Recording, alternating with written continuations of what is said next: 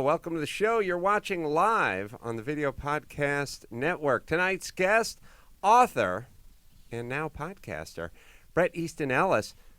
American Psycho, by the way. Brian's favorite movie. You can subscribe to all our shows at youtube.com/Adam Carolla, and away we go. From fabulous Los Angeles, California, Hollywood, home of the stars, the magic factory where dreams come true, culture capital of the world, jewel of the Pacific, it's the Adam Carolla Show. Thank you. Thanks for tuning in. Thanks for spreading the word. Thanks for sharing the good news. David Wild here. Bret Easton Ellis coming in a little bit later. Alison Rosen, good day. Hello, Adam Carolla. And Bald Brian. Let the baby have his bottle. At Tiny Human wanted that oldie but goodie from Twitter on #TopDrop.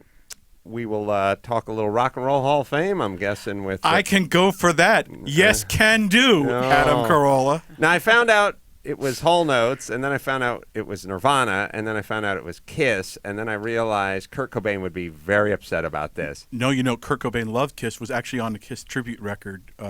They did Do You Love Me, I believe it was. Really? Yeah, so I think... Huge fan of Lick It Up? Who isn't? Ironically or not. not. It's only right now. Really? It's only right? I think...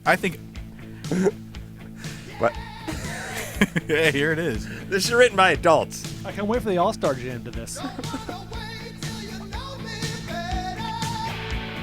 Yeah, I think if Kurt Cobain would go, I think he most likely would go with Gene Simmons in a limo with a shirt saying, like, corporate bands still really, really suck, or something like that. Mm-hmm. Insane that it's 25 years after you form or you have your first release album? First release, I think. Uh-huh. So 20, that's a weird, I kind of think the NFL has it. Well, the NFL says, 7 years after you retire or 5 years or whatever. I think 5 years after you retire, you're eligible. After you play your last game, so right, you know what I mean. Right, whatever it is. But you can't really do that with bands because as long as they're state fairs, there's going to be bands that are coming out of retirement to play. So you can't really, you don't want bands to retire, so you have to just sort of pick something, and I guess it's 25 years after your first album drop. I think it's pretty funny that Kiss and Nirvana get it at the same time, though. Think about, we grew up with Kiss, and yes. Nirvana seems, even though it's a long time ago, they seem still very modern and, having taken the turn of making modern rock, but they get in the same moment. It's kind of perfect. It's crazy that Nirvana is 25 years old. It's unreal. Yeah, because if you just woke me up in the middle of the night and you went, give me an example of new rock, I'd be like, Nirvana, Smashing Dumplings, Stone Temple guys. But see, I wonder what Natalia thinks of Nirvana. Like, if you were to play them for her, would that sound like grandpa rock to her? I don't know, but she did piss me off when I was... I think Maneater or another Hall & Oates song came on, and she announced to the heavens that it was one of her favorite songs, but she's doing it just to fuck with me. She was raised right. Yeah. Now, here's my thing with Hall & Oates. Like the guys, like some of their songs, but to me, you need to have... Look, O.J. was a great NFL player, but then he cut someone's head off, and now we feel differently about and so him. Maneater would be equivalent to that murder? No, man-eaters caused far more pain than that. That's just two lives that didn't directly impact me. Yeah, it's Man-eater has caused, spread a way bigger net. It's like if O.J. drove his white Bronco up onto the off-ramp and took out the people cheering him on after he killed the two people.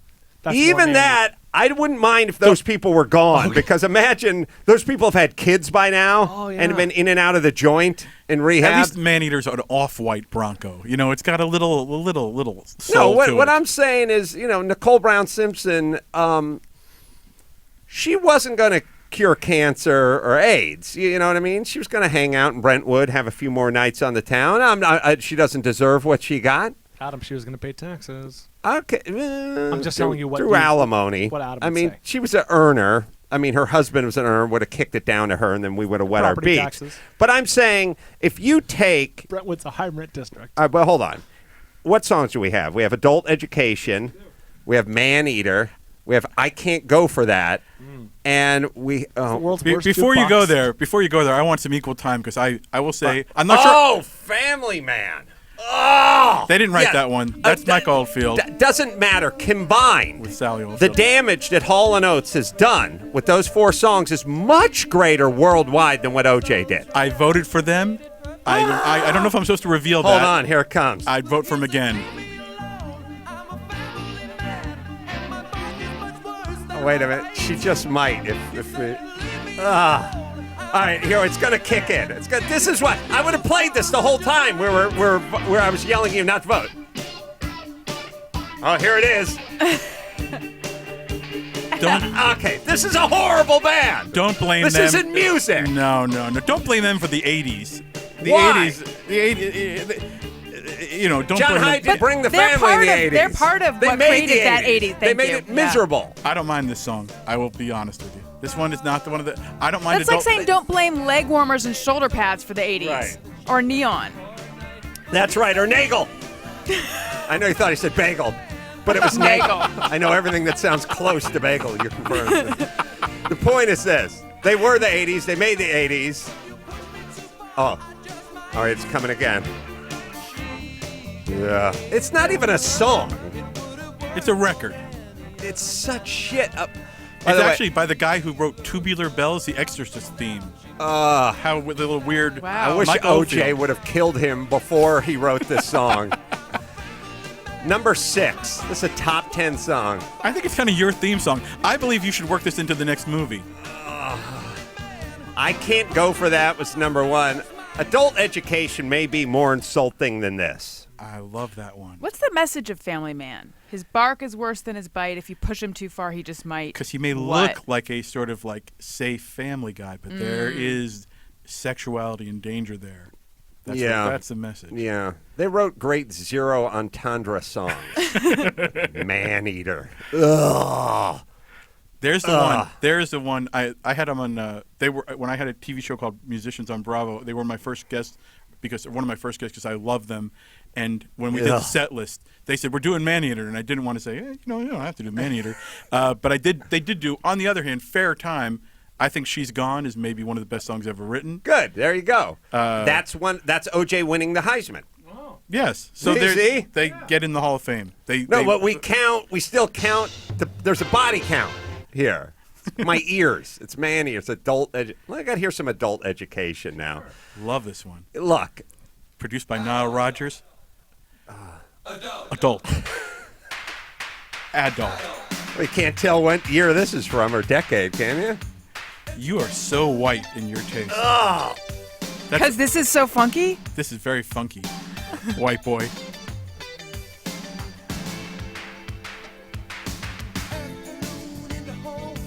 Next year on the Black Friday show, you got to weave this in. This is very soulful. Afternoon in the homeroom. This is sort of like Nabokov with Nile Rodgers producing. And I think actually Nile Rodgers did produce this track.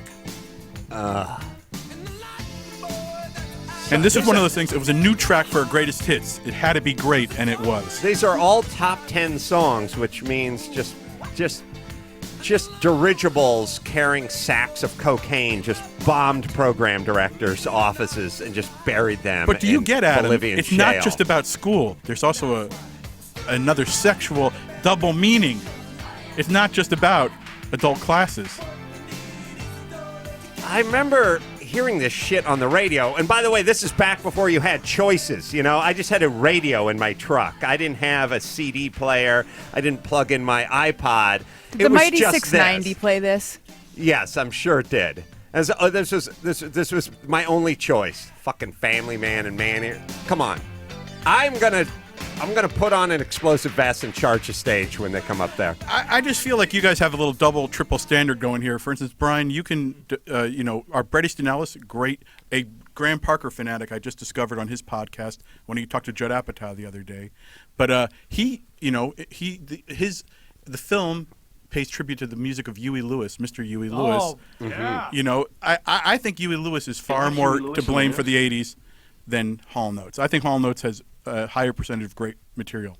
I'm with you that Hall & Oates has, Hall & Oates is like living in the desert. It's got the highs and the lows. You know what I mean? Huey Lewis is more living at the beach. It doesn't vary that much. He lives between 61 and 78 degrees. He's just kind of not hot, not good, just kind of in the middle. Now, except to Jimmy Kimmel, who loves him, right? Well, Jimmy loves Huey, and I gotta say, I'm completely down with working for a living, but like Huey Lewis on the news? I cannot stand Stuck With You. That's a nursery rhyme that both my kids, if one of my kids could write if I first hit him with a frying pan. That's the only way my kid could write. Yes, it's true. I can see your. It's a nursery rhyme. Right. But again, it's not Huey's fault. I think it's the program director's fault. Maybe Huey's just filling up a B-side. And he literally did come in, because the thing is, Hall & Oates, their music before the MTV era is amazing. I think Abandoned Luncheonette, Atlantic Records, early RCA Records, Sarah Smile, that stuff is just stellar to me. Right. The MTV and era. then they started sucking. One man's sucking is another man's blowing. Look. That's what I always say. Thank you. You're a baseball player. It's not how many hits you got. It's how many times you get to the plate and how many times you get a hit and how many outs did you get. That's your batting average. Who has a higher, more disparity between good and bad? Because Hall & Oates has some great and some awful, as we've heard today. Billy Joel has some very big I was disparity. going to submit Elton John. David Bowie. I was going to say Elton John because when he's doing I don't want to go on with you like that. Or I can't something. go on with you like that. That's the worst fucking song. A lot of prepositions there. One of the worst songs on the planet.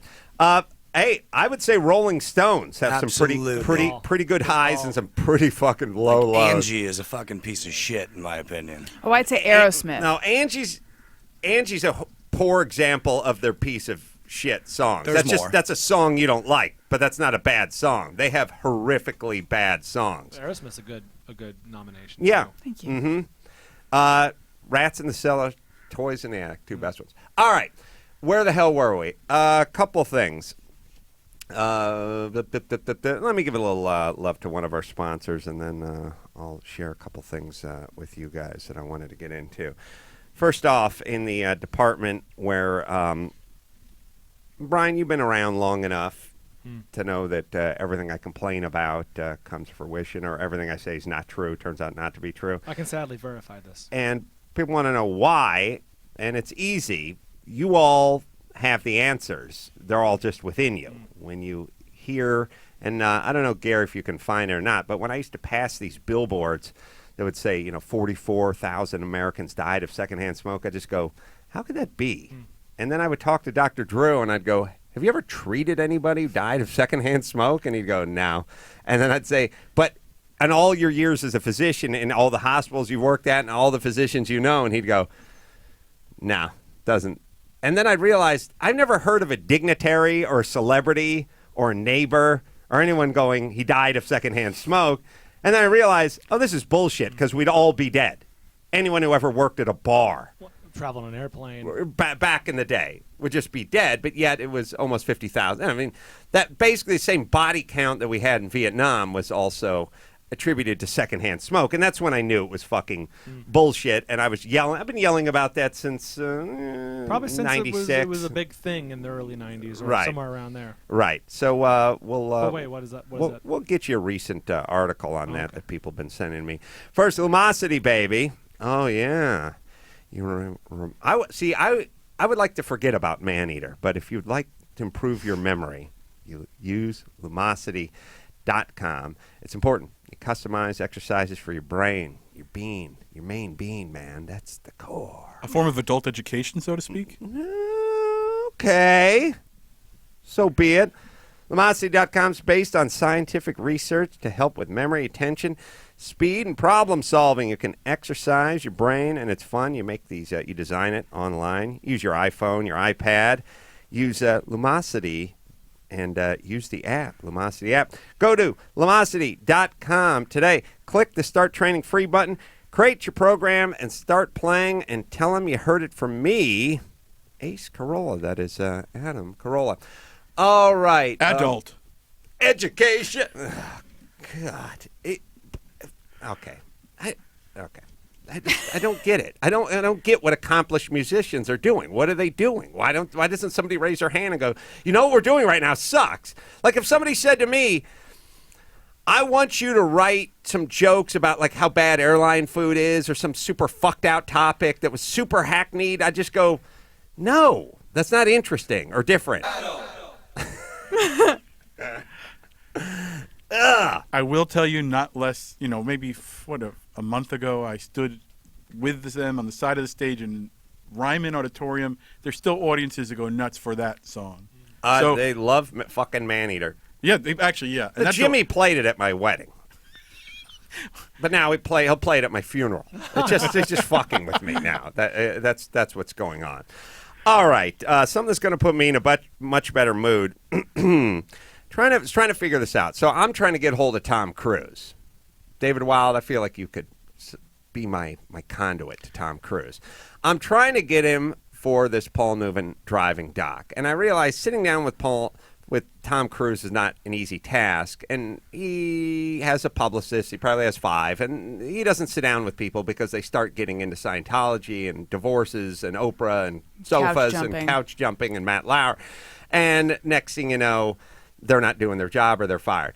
I only want to talk to him about racing and racing with Paul Newman, which he did for 2 years. If he started talking about that other stuff, you would shut him up. I would start steering him toward racing with Paul Newman. No, but you truly, that's all you want. And no one would ever believe that. That's all I'm doing is a documentary on Paul Newman's driving, and he traveled with him. He loved for him. A couple of years. I guess they met in the Color Money, and then he said, you'd dig this, and they took him over to Bob Sharp in Connecticut, and Bob Sharp and Nissan put a car together for Cruise to drive, and he was really aggressive and really crazy, and he did good, but he crashed a lot, and somewhere in the documentary, Bob Sharp actually said he was going to kill himself if he didn't stop driving.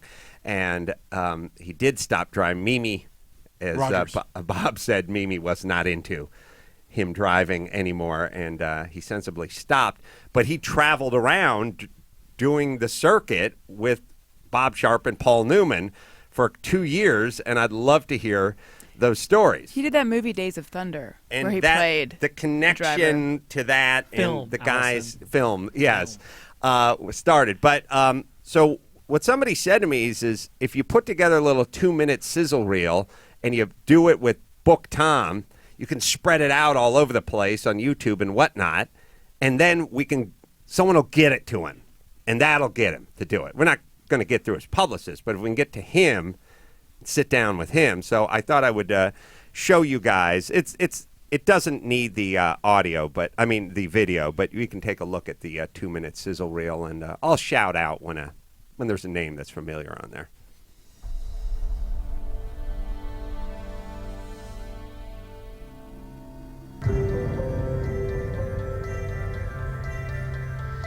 See it with the Oscars. People vote. They say him or her. In this, it isn't. We vote and it's him and her. You either cross the finish line first, or it's either him or her. That's what I like about the guy. So he won 1 Academy Award, and he won 4 national championships as a driver. I think he was 48 years old when That's he started Bob Sharp. racing, which most people are retiring. He made the movie winning and kind of fallen in love with racing. He was terrible at first. He was very slow, and I didn't think he had a prayer.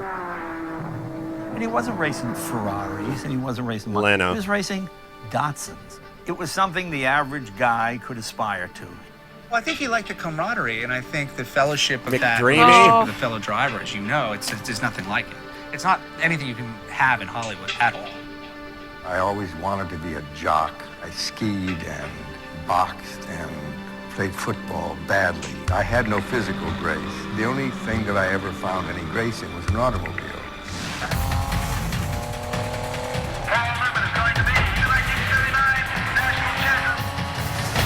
The guy was technically, Mario he was Andretti. really a good driver. He just had that ability.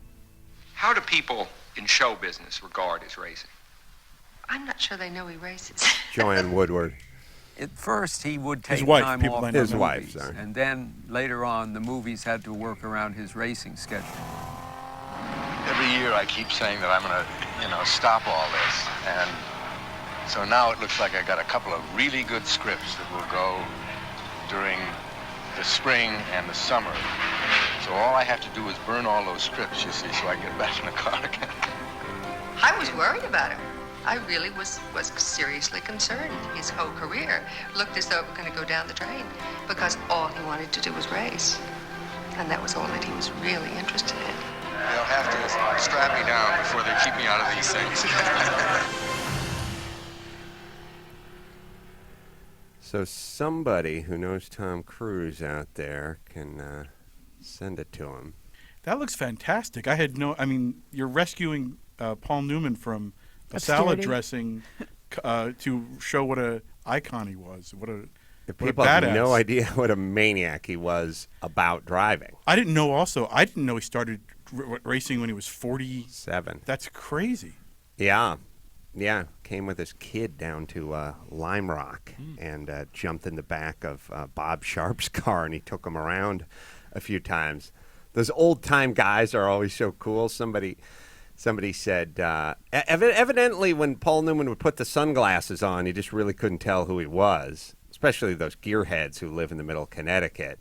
And there's this great thing where he says, after he got out of Bob Sharp's car, somebody said, "Wasn't that Paul Newman?" And Bob Sharp said, "It was Paul something or other. I don't remember." That's funny. That was the first time I got to look at that. I don't think any of us had. It was really good. That looks Give it a great. B+. Was that hard to get some of the older footage? No, the thing that's weird about the Newman doc is there's like underground geek videos that if you have some of his cars or you're into Bob Sharp racing or whatever that is, people will feed them to you. And so I've been aware of them for a long time. And I remember seeing that thing of him going, the Academy Awards, they vote. It's him or her, but it's this, they don't vote. It's whoever crosses the line first. And I thought, man, yeah. And then I thought, that's the opening. That should be the opening of the documentary. But I saw so much footage of him, and then every time I would talk to somebody about it, they'd go, "What? Salad dressing? What?"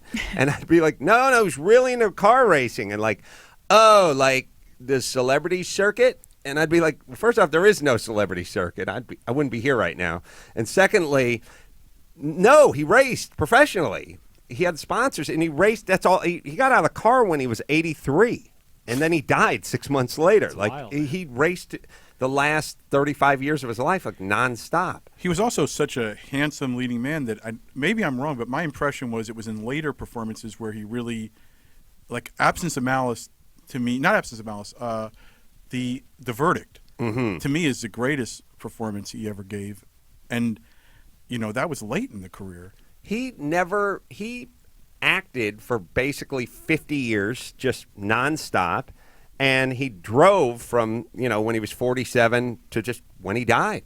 Basically, he was in his car in his 80s driving the car. He was. It's weird that he was an icon of acting and then started racing. Like his acting career, his place in Hollywood history was secured. And when he was at his biggest is when he was at Road Atlanta and Lime Rock and all these different tracks all over the country, just sleeping in a trailer home, like in a motor home and stuff, and walking out and getting like right in the middle of everything would be Paul Newman. It would also be amazing to talk to Cruise. And have you asked formally his people, or you have not? I'm not sure if we got there yet. Because I'll ask through whatever sources I can. But the truth is, he should talk. Because even the idea of how celebrity has changed. Imagine if the biggest movie star in the world was doing that now. They'd be hunted. There'd be a million paparazzi. Oh, back then it wasn't like it was covered like it was a very nice thing. Is Bob Sharp, who we went to his house in Connecticut and talked to him quite a bit. He was with Newman for 15 years. The whole year they'd go on tour. If you race, you just go on tour. You don't stay at the same place. You're all over the country. But Bob Sharp would say to the media, "You can have 15 minutes with Paul on Friday."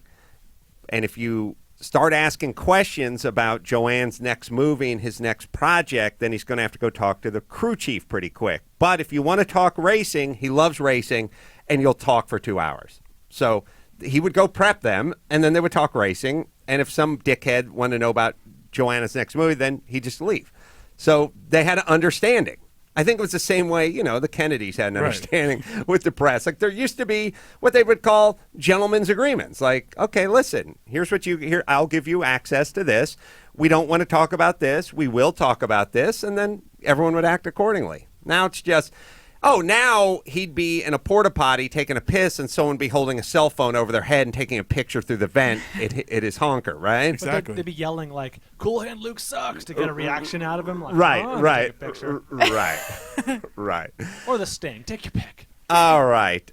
Stamps.com, baby. Holidays, they are upon us. You know what? The post office. I get depressed. Think about post office. You don't want to go there. Stamps.com. That's what you use. You can buy and print official U.S. postage. Use your own computer and printer. It's easy. It's convenient. You have the mailman pick it up. And they got a special offer. Use the promo code Adam. They got a no-risk trial. $110 bonus offer. Includes a digital scale. $55 free postage. What do? Go to Stamps.com before you do anything else. You click on the microphone, the top of the homepage. You type in Adam. That is Stamps.com. Promo code Adam. If you're not using this by now, it's one of those things. It's my relationship with TiVo. Yeah, get on it. I had it. It sat in a box for like 4 years, and then I hooked it up, and I went, "Where have you been? Where's it been my whole life?" That's right. And then I mounted it. Anyway, David Wild. Sir. So when is the Rock and Roll Hall of Fame, and what's the lineup? And I just named off a couple bands, but there must be many more inductees, and then you're part of the voting body, right? I'm one of the voters. I don't nominate, I vote. And it's coming up, and it's going to be in Brooklyn this year. I actually just ran into one of the producers, Gary Getzman, who's with Tom Hanks. Mm-hmm. They're looking forward to it, and the replacements didn't make it, which some of the rock and rollers, sort of alternative rockers weren't happy about. I'm mad that your friend LL Cool J, star of the Black Friday show, did not make it this year. But he's hosting. So that's the good news. So he'll induct himself. Yeah. He does what he wants. No, but I think it's going to be going off script for a second. Yeah. Going off prompter. Cat Stevens. Yes. He won't be there, will he? Oh, he'll be there. I bet you he'll be there. I got to tell you. You do? I tweeted last night. He's on the no-fly list. I have a story. No, I saw your tweet, but what is Cat Stevens? When's the last time he was in the United States? Oh no, he's in the United States all the time. I've seen him 10 times in the United States in the last few years. Watch this. Yeah, but still. See, now it's the time. Yeah, there you go. No, he comes here fairly often. He does. He's very much a man of the world. He's been performing music. He performed at the was it the El Rey not that many years ago? Performed Cat Stevens songs. Here's a good name drop. A rare Muslim name drop from me. Mm-hmm. I was, I think, the first person he sang those songs to after not singing them for 15, 20 years, because I won the Muslim Public Policy Award with him. 2001. I lost a lot of money on that. Exactly. At Temple, I lost a lot of money on that too.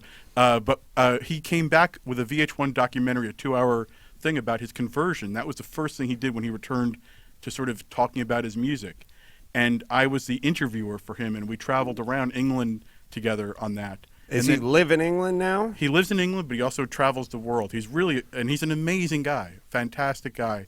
Was he Ramsey something?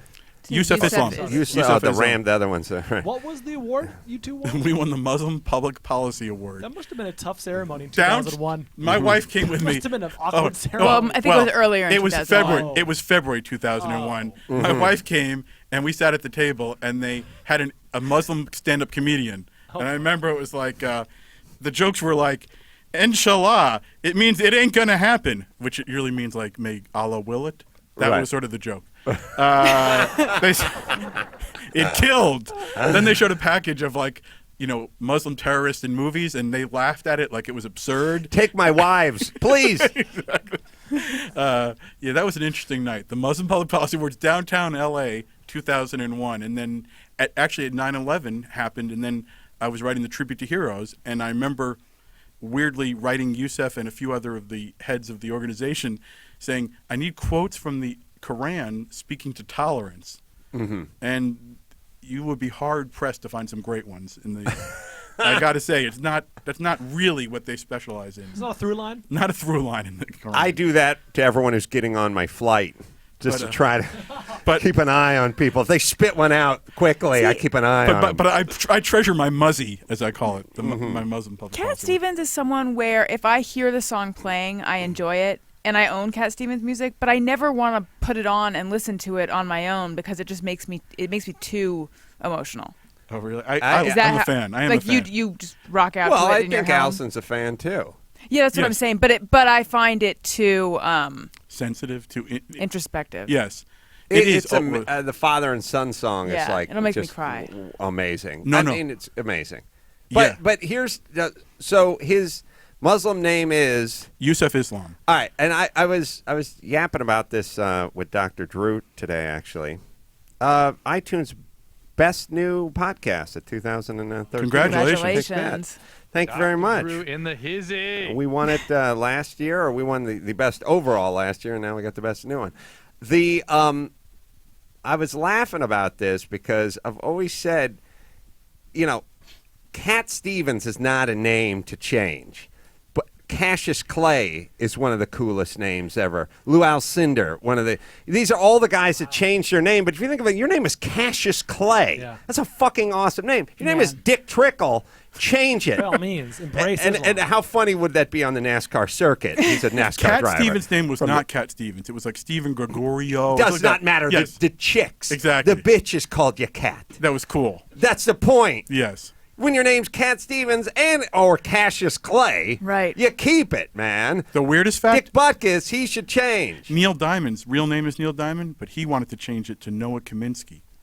That's true. Really? That's what he thought. It was more like Art Garfunkel, and it was more ethnic and cool. What is Engelbert Humperdinck's real name? Because that's one Dorsey, of the, Jerry Dorsey. That's one of the craziest ones. Really it? Yeah, Engelbert Humperdinck is the guy who wrote Hansel and Gretel, is that, or invented barbed wire? One of those two things. Either way, it's a crazy thing to go, I'm going to make my name super complicated and weird. Yeah. Especially if you're sitting on a cool name. Well, you know what it was? Actually, Cat Stevens was the exact moment. In England in 1963, 4, 5, 6, 7, there were all these gay managers who were taking every pretty guy like Cat Stevens or Tom Jones or Engelbert Humperdinck, giving them names, putting them in a suit with tight-fitting pants, giving them an image. That was like those British gay guys were the ones shaping rock history and trousers. They're like, you're not leaving without a kerchief. Exactly. Just picture them all wearing super tight striped pants with a neckerchief I on. am. And pulled off just a little bit, like they pulled off to 9 o'clock, I will maybe 10:30. Father and son, I stood with Yusuf, and this is after years of him not talking to anybody other than other sort of religious guys, and we went to the home where he lived. He grew up in Leicester Square, which is like Times Square. It's total middle of London sort of showbiz district, and his father ran a cafe and was the sort of, and you sensed, I think he had real issues with his dad. I mean, obviously, that sort of come through in that song. He didn't, and he grew up in that show business thing, and I think he wanted, that's why the whole religious thing is partly his getting as far away from that thing he sort of felt in the middle of, I don't know, it was very funny. I sat in the room where he wrote those songs, and it was very, very powerful. I happen to really be a fan of his. I am as well. Father and son song is great. Linda Ronstadt, by the way, in the pantheon of songs that'll bring you to tears if you're feeling the least bit melancholy, we should make a list. Father and son will bring it to your knees. Long time is just one of the best love songs. Unrequited love or jilted lover. It's like I can almost hear it now. It's that powerful. I'm having the same experience. And you've spoken about it really eloquently, and also her beauty, because at that moment she was maybe the most beautiful vision ever, and she was something. Was this circa the album cover of her in roller skates? No, earlier, that. Way before that. She was hanging with the Stone Ponies back then, I think. Steve Martin, who I don't know if have you met with Steve Martin at all? No, but I feel like he knows me. He's not a guy who's going to say this kind of thing. But when I interviewed him, he talked about opening for her when she was at the Troubadour, and he just said, holy shit, was she hot. Like, Yeah, she would wear a Steve white Martini. dress. That's not Steve Martini, but he goes, she Right. would perform in this little short white dress. The spotlight would hit her, and every Eagle and it would be like Albert Brooks and Steve Martin and the Eagles, who were not, her backing band at Right. that point. Every guy would just Leave that going. sweat, and their tongues would fall, out like a cartoon character. She was something. Yeah. What a voice. Oh, yeah. Just love Does this she still stuff. tour, or She actually she's ill and revealed she can no longer sing because of her illness. But she could up until 3 or 4 years ago, I believe. Yeah. Fucking time. what does she have? Fucks everything up. Is it Parkinson's or MS? It's She one just- of those. some- She just yeah. revealed she had something. Yeah, it was just, she wrote a book, recently. a memoir, and revealed it. And I'll look it up. We'll find it. All right. Linda Ronstadt, love that song. All right, we got a couple of calls. Allison, I want to get into that secondhand smoke BS and my hand soap thing. First, I'll take a phone call. Let's see. I'll just start at the top. Hey, Jessica. Hey. 37, Long Beach. What's going on? Hey, Adam. Hey, I'm Jessica. a huge fan and supporter of the pirate ship. Thank you so Everything I get much. through Amazon through your site. I love that So about you. you. Rode hard, and I've read all your books. And when people ask me to borrow them, I tell them to fuck off and buy their own because my copy is signed. Yeah, I know. Thank you. Appreciate Anyway, that. I thought of you. I thought of you because I heard, and I wanted to see if you heard about this Affluenza syndrome. Yes, I have. And I just wanted to get your opinion on that because you're the first person I thought about when I heard it. Well, there's a case of a 16-year-old kid. His parents were divorced and kind of let him run wild and live in a mansion and booze and have all the fun he wanted to have. And I guess, I don't know, vehicular manslaughter or something like that. A couple people got killed. And his, Four people were killed and then 2 were injured. yeah, his lawyer's basically saying he had no conscience. He didn't grow up with boundaries With or rules consequences, or yeah. consequences. And it's not an excuse, but whether, there's different versions of this. There's a version where you just grow up in the poorest part of town with no dad around and no consequences and no discipline. And when you're 13, you join your first street gang. And when you're 16, you shoot your first person. That's that. And then this is the rich guy version of that. There's a version of no steady hand, meaning dad's either banging a secretary or on the golf course or out of town on business all the time, and all he does is try to throw money at the problem. Or there's dad has moved to Florida and has sired a few more kids and never going to see your ass again. It's the same difference. It's no dad, no boundaries, no firm hand. I've said it a million times. There's much different roles in the mom and the dad, and the dad needs to discipline. And if the dad ain't disciplining, so on one hand, yes, the guy was a little pain in the ass, and the guy was 16, and the guy was out of control. But as I said, Molly Ringwald and the Ringwald family grew up down the street from me in North Hollywood.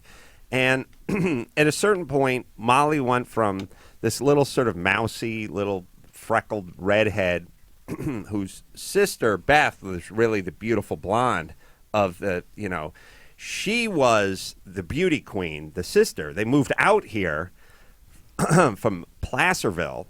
You know where Placerville is, up north. Yeah. For the beautiful blonde sister, and the little mousy redhead didn't get any attention. That's like a John Hughes movie with the star of Yes. all the John Hughes movies. Yes. And then at a certain point, she's on the cover of Life magazine and Time magazine, like in the same month. And then somebody said to me at a certain point, I think Molly's a little bitchy and like a little standoffish. And I was like, how would you be if you were 17 and on the cover of Life magazine? You know what I mean? Like, what would we all be like if we were looking at mansions up around Mulholland at 18 to buy and things like that? That combined with when people approach her with anything, with just hello, or you're awesome in this, or I love your movie, or can you sign, or whatever, they bring expectations into it, and she's just another person in your life. It's like you would meet a stranger, like, hey, how's it going? Blah, blah, blah. I'm fully convinced that all of us could have been ruined at an early age. If my dad had a fucking nickel and he showered tons of money on me and never said no and was absent, out making cajillions of dollars abroad in Dubai and stuff like that. You might not be the humble, down-to-earth person you are today. Salt of theirs, but yes, quiet. I was on a roll, but yes. Can I roll a completely contrary theory past you? Yes. Yeah. Today, we had to just write something for the college counselor for my son, my older son, like telling him about what we think of our kid. And I really thought, my kid is... Hold on, what you think? They tell you, they want to know, you have to write these things. Oh, hold on. Matt Fondelier, be prepared for an assignment in about 10 years. No fucking way I'm wasting 10 minutes. Sonny is enthusiastic. It's just a waste of my time. Fair-minded, handsome, and one of the most generous children I've ever had the privilege of raising. But you've met my kids, and despite what you might think of me, they're good kids. They're good kids. Nah, yeah, they're fives. Yeah, And not good. They're not good. That's for damn sure. But I think, like he came out. He came out who he is. The counselor need you to. We need to recommend our kid to the counselor. No, they just want to know your thoughts, your wishes, your dreams about your kid. This reminds me, This shit never stops, Adam. The first day in class back in high school and even before that, when they'd have you write something down about like what you're hoping to get out of the class, and I never knew what to write. This feels like that, only about your kid. Mm-hmm. Oh, you get ready, Adam. You don't know the things that your parents never did that you will be doing at these schools. Tomorrow morning at 8:30, I'm going to their winter whatever. That's first off, anyway, I don't know where to start, but here's what I'm saying. I don't think we're helping our children by making every single one of them feel like individual superstars. I just don't think, because they're being pushed into a huge waiting room filled with other people that feel like they're rock stars, except for there's going to be millions of them, and that's going to cause a problem.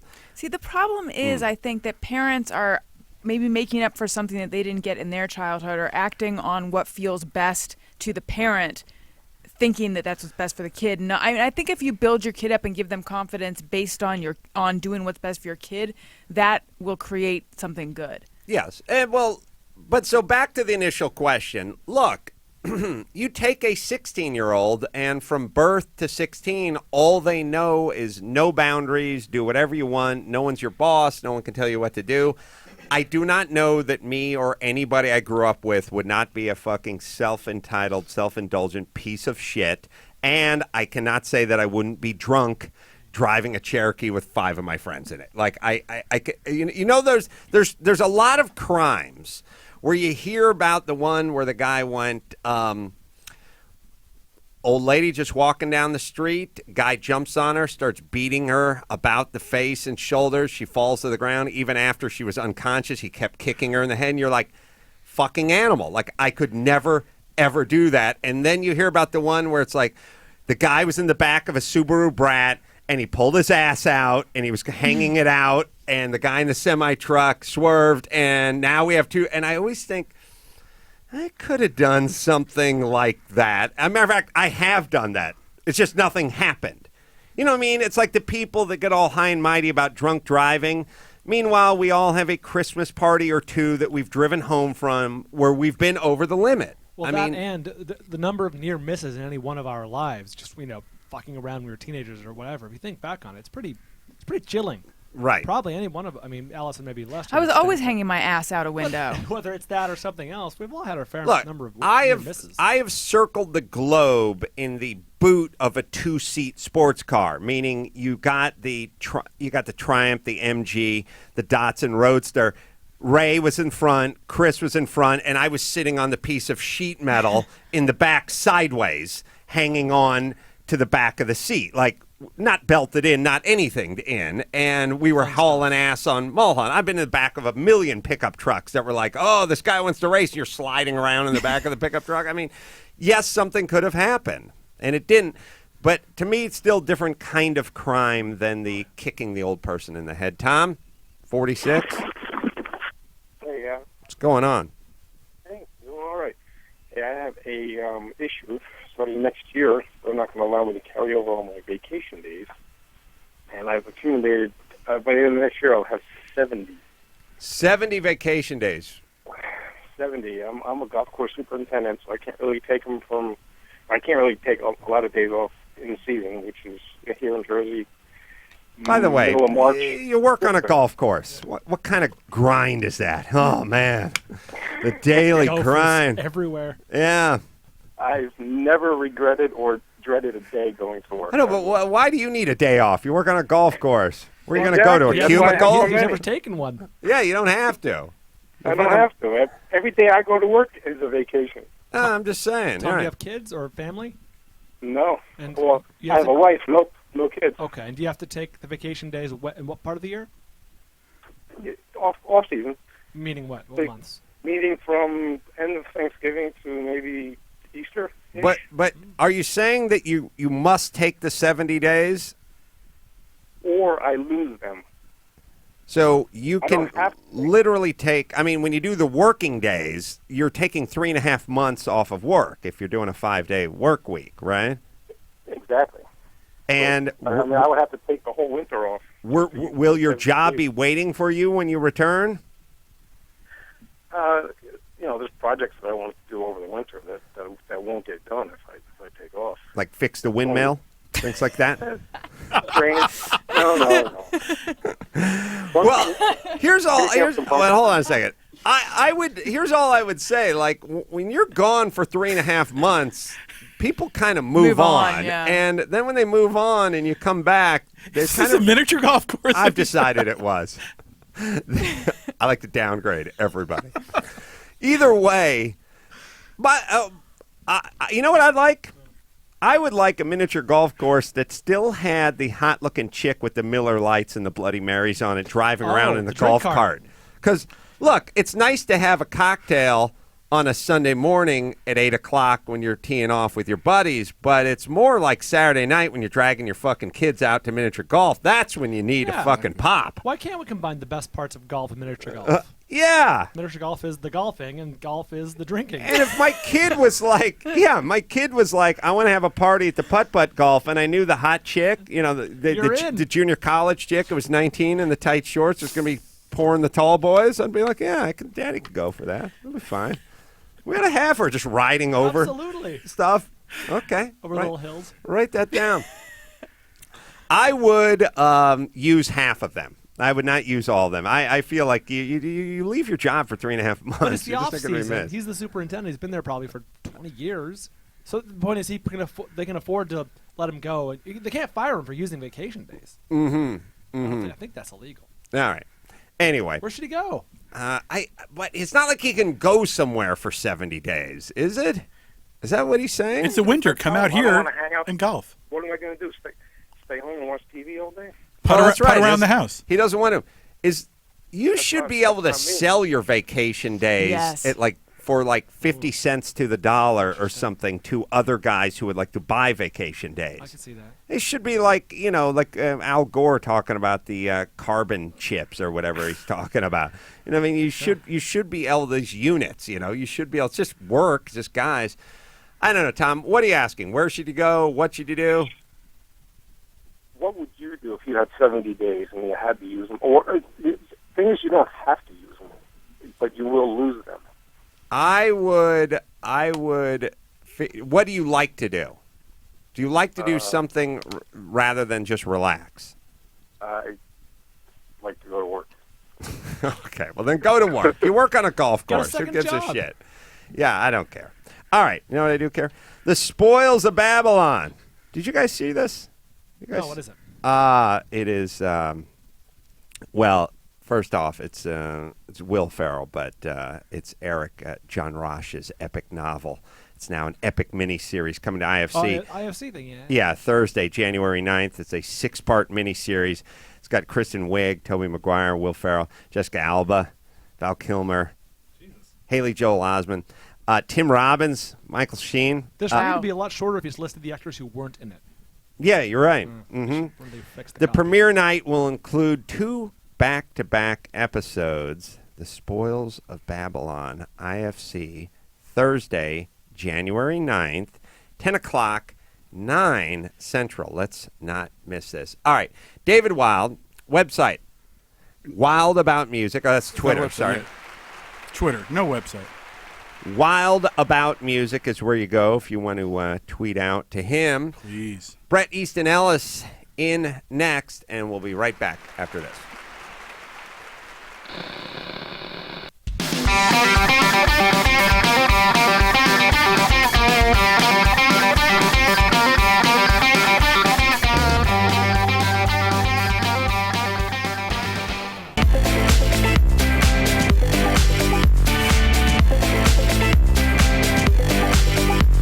Me and my betrothed, my true love, are going to Mexico.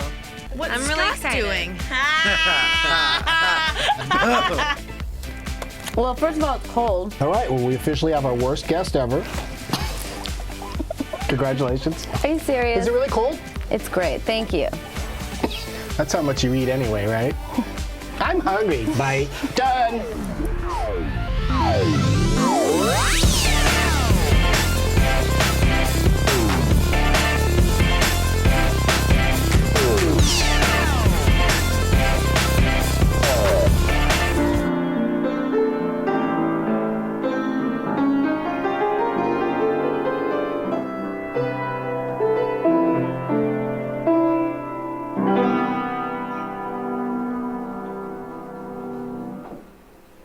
That's right.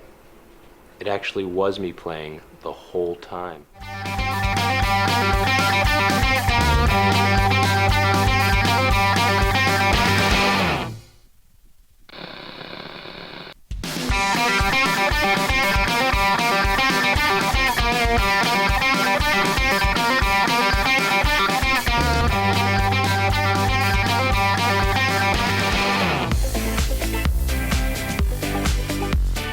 If you had to switch places with the lead character in one movie, Jenny, who would that person be? If you want to know what my immediate reaction in my head was, the T-Rex from Jurassic Park. First of all, can you touch your toes? Can you palm the ground? Can you palm the ground? My arms aren't long enough. All right, so your arms aren't long enough. I can palm the ground. I can punch the ground like I did. You don't burp on me!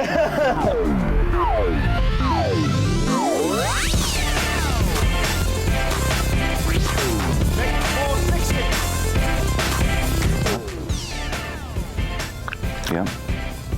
Just a dryness in the exterior wall. Let's look at the glacial area.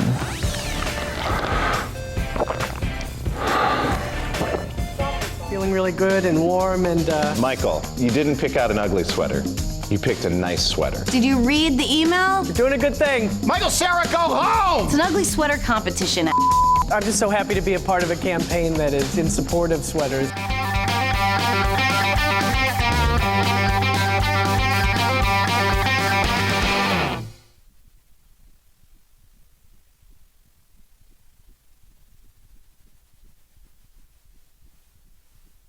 Forbes.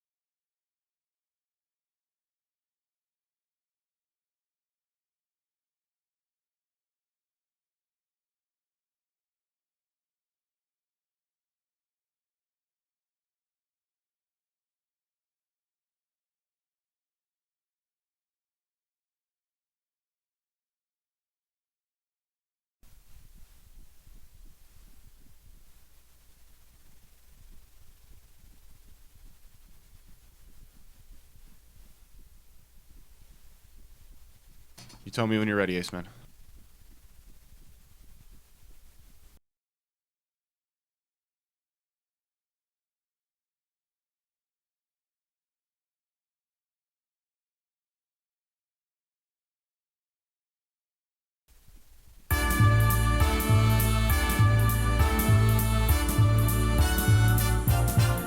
He's the porcelain punisher, fondelier. It's his ass we're smelling, and our eyes are welling up with some tears. He's the porcelain punisher, fondelier. If it's plop, plop in the toilet, you hear. Plus the sound of him groaning, the bowl's overflowing, you know to stay clear. It's the porcelain punisher, the porcelain punisher.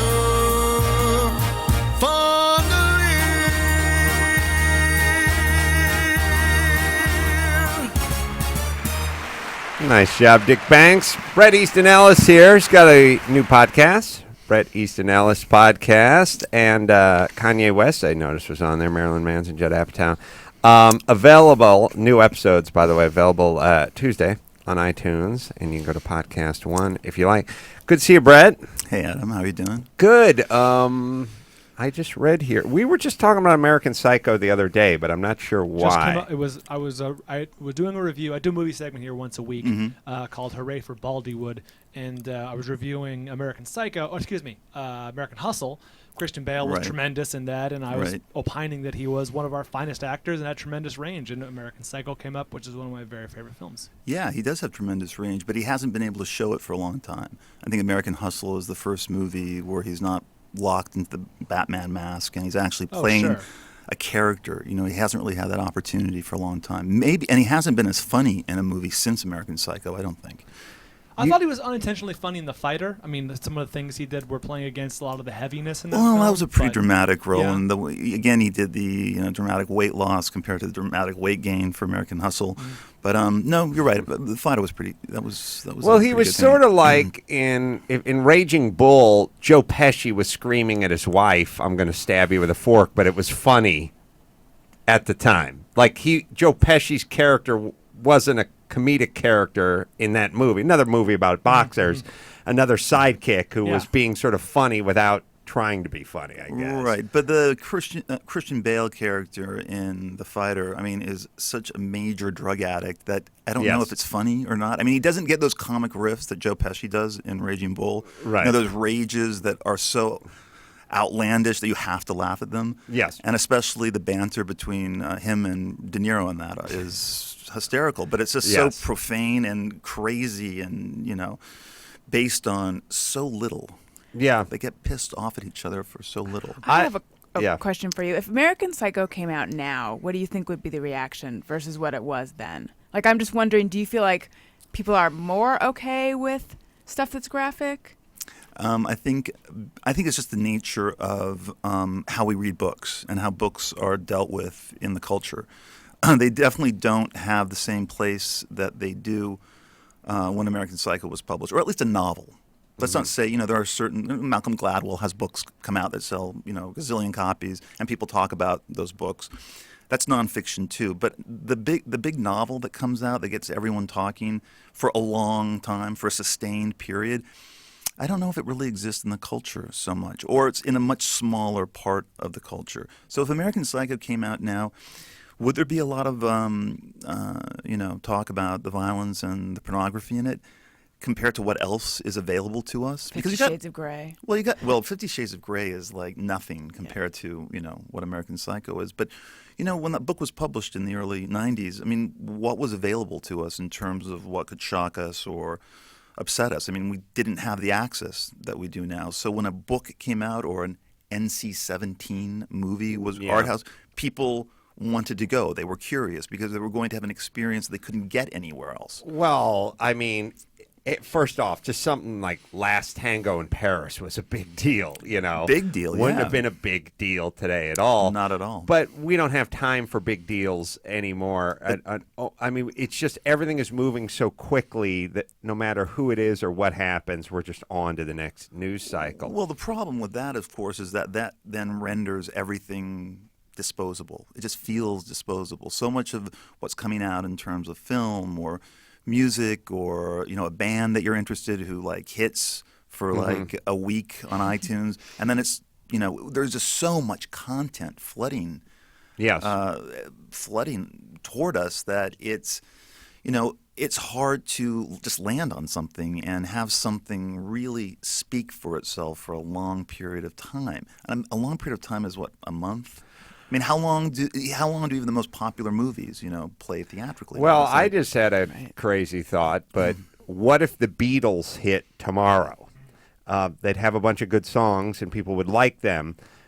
And I guess, you know, Beyonce's kept fairly relevant for a few years, but would the Beatles be the Beatles? No. They just couldn't I don't think anyone overwhelm can or be- not. Like if they played Ed Sullivan, half the country, you know, if they did the Tonight Show, half the country would not tune in to watch them on that. I don't know if Lucy could be Lucy or Elvis could be Elvis. I don't. Or Norman Mailer, or Ernest Hemingway to just name What bands writers. were those dudes? Oh, different. I'm sorry, I haven't gotten onto the level yet. I'm sorry, I'm getting there. Okay. Now, did you grow up in the San Fernando Valley? I grew up in Sherman Oaks on Valley Vista Boulevard. Wow, right along the wash there. Yeah, I did. I was born and raised there. Yeah. I got arrested on Valley Vista. I almost got arrested on Valley Vista. That ran along the river, right? No. Was it on the other side of Ventura Boulevard? On the other side of Ventura the Boulevard. other one was Valley Heart. Okay, no, Valley Heart's way deep in the valley. We're talking about Sherman Oaks in between Studio City and Encino. No, I know, but what runs along the L.A. River there? Is it Valley Heart? I have no it is idea. Valley Heart. Yeah. I got my Okay. Valley Hearts and my Valley Vistas screwed up. No, I grew up in North Hollywood. So. Okay, so you know. Valley Village. So Wait, you must what did have, you each do to get arrested or almost arrested? You must have went to Grant or something like that. Oh no, I'm going to expose something about myself now. I went to Buckley. Wa-la-dee-da. Still have the blazer? I don't know if I still have the blazer, but I thought those uniforms were kind of rocking. I liked those uniforms. I thought they were, out of all the LA school uniforms, I thought the Buckley uniform was actually the most stylish. They actually came with gray poupon. When I coached JV football at Harvard Westlake, that was the one team I knew we could beat. Oh, really? Well, yeah, well, I mean, when I was going to Buckley, I mean, look, the truth was, I mean, there was a year where I guess all the private schools, you know, had their the football games more or less for the season. And I remember the one season that I played, everyone was so wasted that there wasn't a touchdown. Really? There wasn't a touchdown. So what was the plan for you growing up? You went to a good school. You went to school. So you went to college. Yeah. I'm guessing. Where'd you go? Went to. Just don't play that fancy music again here when it I say comes. where I'm going. Actually, I don't think you've ever heard of it. It's a really, really tiny art school in Vermont called Bennington College. That still sounds Bennington. hoity-toity. I've heard of it. But literally, like we're talking about like 550 kids. Mm-hmm. You know, it was Where It's a is it? Seven Sisters school, It's right? in Bennington, Vermont. Yeah. Wow. It's You really can't- small. How can you? You can't get any further away from Sherman Oaks than Vermont. I wanted to get away. That's what I was about to say. I wanted to get away. It's one of the really good schools. Look, my grades were not great. The only thing I was really interested in was writing, and I wasn't interested in anything else. And I was writing from a really early age, so I moved through school kind of bored. All I wanted to do was write and play music. I was in bands, and I was not interested in science or algebra or anything else. And so my grades weren't good. And so the college guidance counselor at the school said, look, you're not going to get into any of these places. Here are some small art schools, liberal arts schools, where you can study writing that you have a chance of getting into. And one of the things about Bennington that was so appealing was that they didn't look at your SAT scores. They didn't look at your GPA. They looked at what you sent them. Like, okay, I want to be, say, a painter. So you send in your sketches, your drawings. I want to be a musician. You send in tapes. Right. And so I sent in writing, and that's basically how I got in. And did But you said you wanted to get away. I mean, because again, especially Vermont. Now everyone just jumps on a Southwest flight everywhere, but Vermont a few years ago was way the hell out there. You still can't fly directly. Yeah, Vermont. I didn't even. It's not, I didn't know where Vermont was when I was in high school. So, were you trying to get away from your family? It wasn't my family so much. It was that really was a school that had a reputation as the best riding school in the country at that time. Second, probably to Iowa. But still, Bennington had that reputation. And, the added incentive was, again, no GPA, no SAT scores. Right. And the teachers there were impressive to me. The writing teachers were there. I liked the fact that you could take these small tutorials with them, which meant 3 to 4 kids per course. Mm-hmm. So it all looked really good. And also the campus was beautiful. It was up in the hills of Vermont, and it was this kind of angelic, idyllic place to go to college. And I wanted to get just more away from L.A. I didn't want to. My dad wanted me to go to USC and pursue, go to business school. Yeah. And because he was worried, he thought, how are you going to make it as a writer? And he had a point. I understand where his fear came from. But, when you're 18, you just don't think like that. And so, well, it's funny. You only hear from writers who've made it, and musicians who've made it, and comedians who've made it, whose parents didn't want them. There could be a 7,000-hour documentary about the parents that said, don't be a comedian and don't be a writer and don't start a band who are fucking right.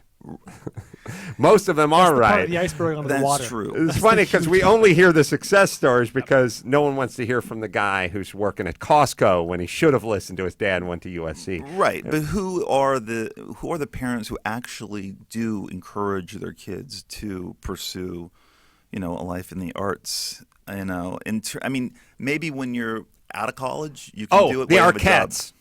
That's all I can think of. They're the only parents historically who've ever encouraged anybody. I think they were pretty encouraging. Judging by the results and judging by what they did for a living, I would say the Arquettes were fairly encouraging. I don't think there's any way like a 17-year-old David Arquette could have said to his dad, "Oh no." His dad would have went, there's no way you're ever going to make a nickel in this business when that's the only thing the family ever did. Yeah, it'd be like one of the Kennedys saying, there's no way you're ever going to make it in politics. I feel like there are Arquettes. Other than that, I can't think of anyone. The Phoenixes. In the Phoenixes. Yeah, I think they were very supportive of River.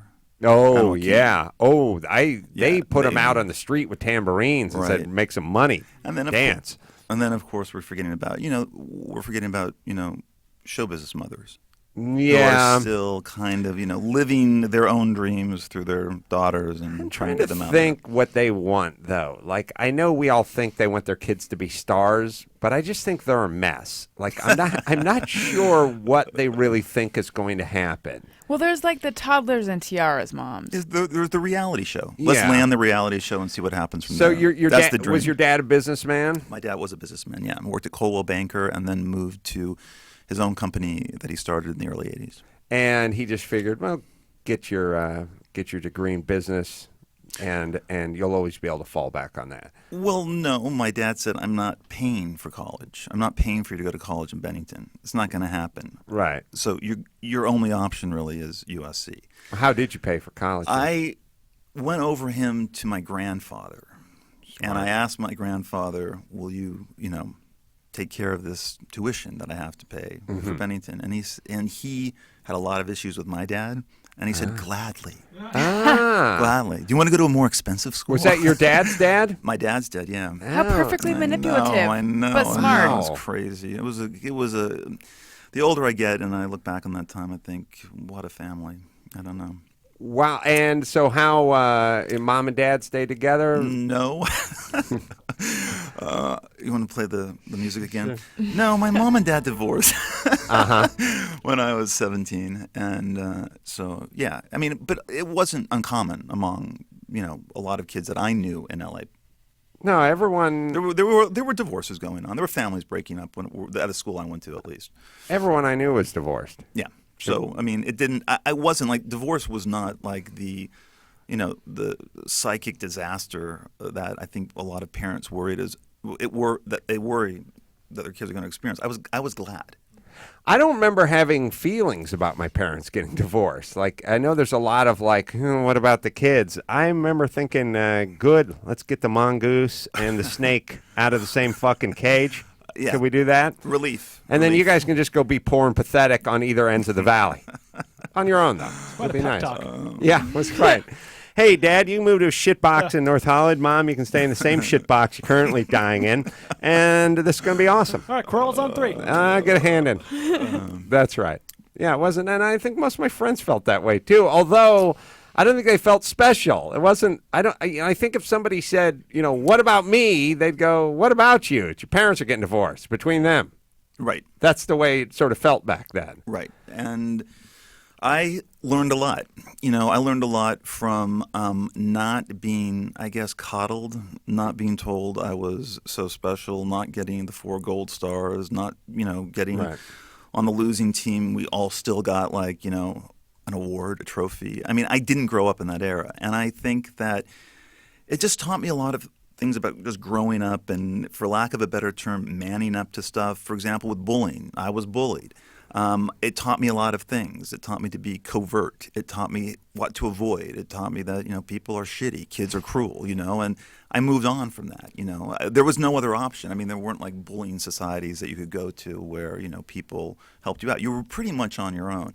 And in a strange way, and I talked to a lot of guys who are my age, that it really made them stronger in a way that, you see kids today who are bullied in cyberspace committing suicide. And you start wondering, what kind of bubble were they raised in where they're not even able to deal with that on a certain level? Where does that come from, and what does that say to us about ourselves as a society? Well, I've said, by the way, I'm the only guy I know who takes the pro-bowling stance, but I say, you have calluses on your fingers and on your feet for a reason. That skin gets toughened up a little bit so you can handle a hot pot, or you can walk barefoot on some hot sand or across the driveway. If it was the kind of skin you had on your belly, it would be incredibly painful just to walk from your bed into the bathroom at night. You build up little calluses on things, and that's what nature kind of is. We're designed to build up a little callus in certain places. Now, we're not designed to be repeatedly stabbed. We're just designed to build up calluses, and a certain amount of adversity, I think, is good, especially for boys, but good for everybody. Not an overabundance of it, not being physically harmed, but that element of growing up in a zero-gravity environment, you lose muscle mass, you lose bone density. Well, what happens is then when you really hit the disappointments in life that we all have, I mean, loss, death, then you collapse. You're just not able to even handle someone criticizing you. Well, it feels like a betrayal. So you're like, what? Right. Yeah. And that's not normal, I don't think. And that's something that's, worrying. Look, my feeling is, if it's brand new, it's probably not normal, and it's probably not incredibly healthy either. Like the things that never existed, we've talked about it a million times. My kids was announced that my son needed to wear a corrective helmet. I'm like, why? Why does he need a corrective helmet? Well, he's 6 months old, and the skull is asymmetry. And I'm like, how come nobody I ever grew up with had a corrective helmet? I've never even heard of this. Right. Why now? Why do we need it now? We've not evolved that much. It's only been, 30 years. Why so much? And Alison's got a story about the antibacterial hand soap and all this kind of stuff. And I'm like, I don't think that stuff that's 10 minutes old is always good, or at least necessary. And for some reason, this kicked into overdrive about 5 years ago, and we've all decided it's the most important thing in the world. I don't know.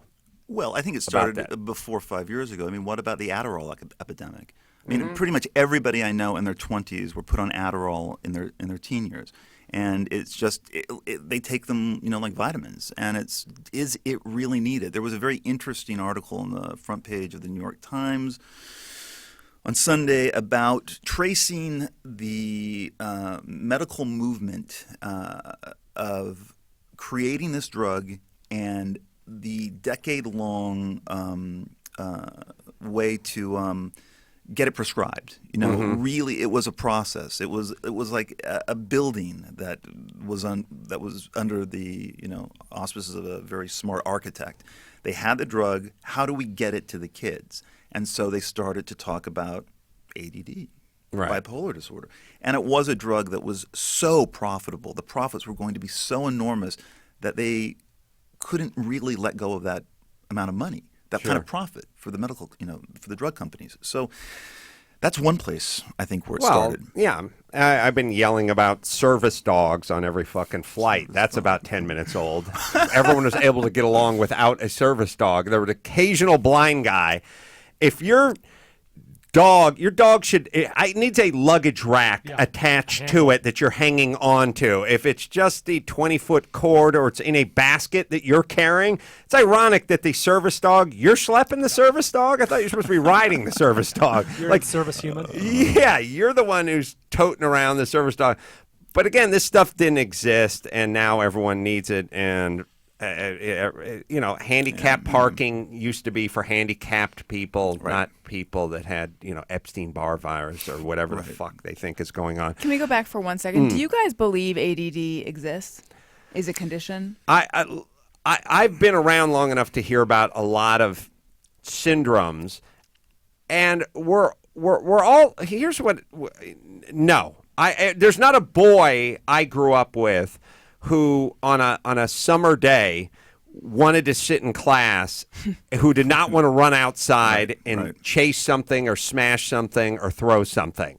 You take a 9-year-old boy, you set them behind a desk, and you tell them to sit there for an hour and listening to some sort of asexual old broad in her 50s with her hair up weird explain something about the Civil War, and every single one of them is going to be looking out the window and tapping their foot, dying to get out there and play a little Foursquare or whatever it is. That's how at least guys are wired. I can't speak to women, but this is all prescribed to guys, or mainly prescribed to guys. And it's like, he can't sit still. He can't sit still because you're boring as shit. You're talking about a war that's 250 years old and the sun is shining. Right. But at the same time, when I was a kid, I know that I was taken to task for watching too much TV, for, liking punk rock.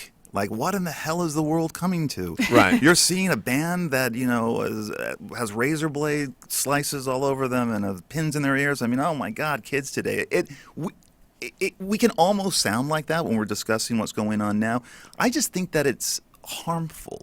There's a kind of a harm attached to what's going on in terms of the, what do you want to call it, the baby coddling of this generation, infantilizing, and just infantilizing of this generation, and seeing what's going to happen. What's going to happen when they become adults and have to deal with the shit that is life. That's the worry. Yeah, a lot of lawsuits and not a lot of storming of beaches at Normandy. Go to meeting. This is where the heroes reside. Go to meeting. Holidays coming around, weather's getting bad, people getting sick, not coming into the office. Well, go to meeting. You can use it. It gets the whole band back together. Brought to you by Citrix. You can share the screen. You can work together on documents, spreadsheets, and projects in real time. Use your webcam and have a nice HD video conference. Start hosting meetings in seconds on your Mac, your PC, smartphone, tablet, and sign up for free. 30 days, a free trial. 30 days. No credit card required. Visit GoToMeeting.com. Click on the Try It Free button. Use the promo code Adam. That's GoToMeeting.com, promo code Adam. All right, Bret, we're going to do a little news. You hang out. Crack wise. Should we do a little news, Alison Rosen? Yes. The news with Alison Rosen. She'll read some news from her iPad. Sometimes it's good, sometimes it's bad. It's Alison. And when it's time to wrap it up, she'll sign it off with zip it cut. It's Alison. So, Adam, you wanted to talk about this article about secondhand smoke. It's from Forbes. I did. A large-scale study found no clear link between secondhand smoke and lung cancer. What? A study of 76,000 women found cancer to be 13 times more common in current smokers and 4 times more common in past smokers. However, no statistically significant relationship was found between lung cancer and exposure to passive smoke. I've been screaming about this for well over a decade, and the reason I've been screaming about this is we have a infinite amount of time on the planet, and a finite amount of time and a finite amount of problems. And what you want to do is you sink your resources and time, work big to small. The secondhand smoke thing, they've been beating this drum for 20 years now. It's just nonstop. It's like every fucking commercial I see is a guy smoking, and it's going up his own. It's going through the outlet, and it's going up the conduit, and then it goes into the next bedroom of the upstairs, and there's an infant laying in the crib, whatever. right. And there's a part of you that goes, oh, that poor kid. And then there's a part of you that goes, wait a minute, everyone smoked all the time. And then they invented third-hand smoke, and that's when I got pissed off. That's when it gets into the curtains and the clothing of people, and you expose service dogs to it, and they all get lung cancer. And I said, there's no fucking way it's that big a problem. And it's not, but here's the deal. I know you would like people to stop smoking. There's a lot of stuff we would like people to stop doing. But what you can't do, and I feel like we've done a lot of this, is you make up statistics to get people to stop doing things. So, I can say to my kids, hey, if you don't do your homework, you're going to get a brain tumor. Sorry, Brian. Brian has a brain tumor. And I didn't do my homework. Now you're going to get a brain tumor. It's not right. What you need to do is you try to dissuade people from doing whatever they're doing, but if you start lying, it's like what they used to do with pot. They used to say, oh, you'll go crazy, it'll make you insane, it's a drug, it's every bit as bad as heroin and cocaine. And then people smoked it and they went, oh, I guess you were lying. No big deal. And now you've created the second problem. All I'm saying is whatever the topic is, just give us the truth about it. Don't invent something. I mean, secondhand smoke was really just invented. And we could have been watching PSAs for proper tire inflation, which would have saved more lives. There's more people die every year when their tires blow out on the freeway and their SUVs roll than there are from secondhand smoke. I say that with some certainty because nobody dies of secondhand smoke. So put it into whatever makes sense. Don't put it into something that you've made up to feel good about yourself. It's like the person who says show up at 7, but they don't need you there till 8. That happened to me tonight. There you go. But anyway, I think that the whole, I think that it's worked because where I live, smoking is banned on the streets. Basically, you can't smoke anywhere in West LA. No restaurants, buildings are even being. The building that I live in wants to pass a law that no one can smoke in the building. I like when they say 100% smoke free. I grew up I just love that hotels do that, 100% smoke free. Oh, it's definitely worked. I've always said this is what the NRA does, and I'm sure this is why the NRA does what the NRA does, because they saw what happened to the smokers. The smokers used to just smoke everywhere. Right. And then at a certain point, they said, hey, guys, in the restaurant smoking, you mind just moving over to a section over here and smoking with the other smokers? And they all got up and they moved over there and they sat down. And then at a certain point, some guy came in and said, if you're going to smoke, we just need you to move it to the bar. You can smoke in the bar. That's fine. And then everyone got up, picked up their ashtrays, and they moved to the bar. And at a certain point, someone said, we need you outside. And then all the smokers walked out front, and then somebody said, we need you down the street. You can't smoke in front. Right. That's why the NRA goes, fucking banana clips? No, we're keeping them. Like they don't want to get out of the restaurant. They're scared if they move to that section of the restaurant, then they're going to go to the bar, then they're going to go to the street, then they're going to go down the street. So they're smart. They just argue in the restaurant and never stop that argument. And the smoke has been the same thing. Now the building is smoke-free. There's people you can't smoke on the balcony of your apartment unit because it floats up into the next one. Right. That's what my building is trying to get past. I don't think it's really going to happen because I think there's still, people who are suspicious of this secondhand smoke propaganda. Well, it's a first-rate killer. At least that's what they say. It's a secondhand smoke's a first-rate killer, except for nobody dies of it. That's it, right? Right. All right. Now, are all those people going to now apologize to us for lying? It's very unlikely. I feel like probably not. They're just liars. Yeah. I don't like people that I don't like the righteous liars where they go, I can lie about this because it's going to save lives. So Do you I think can most lie. liars are righteous? I mean, there's a few just sort of People white don't- liars. Yeah, but everybody. I don't think people who lie think of themselves as liars. Exactly. That's my thing. But anyway, just let it be known I was on the record since the mid-'90s screaming about this has got to be bullshit. And now finally somebody with the guts to let it be known I'm right. An important PSI question. One of my tires is 3 pounds over. How bad is that? Nothing. Okay, good. No, but there are a lot of people driving around with like 11 pounds in one tire and 41 in the next, and that's where the trouble. Not to mention just all the fuel it wastes when you're driving around 20 pounds down, and all the vulcanized rubber and resources it wastes because you're having to wear the tire down, and it goes on and on. There's 1,000 topics that could be hit, but we've spent my entire adult life talking about secondhand smoke, which doesn't really exist as a problem. Anyway, we're fucking geniuses. And an article here about antibacterial hand soap. Another thing I've been complaining about.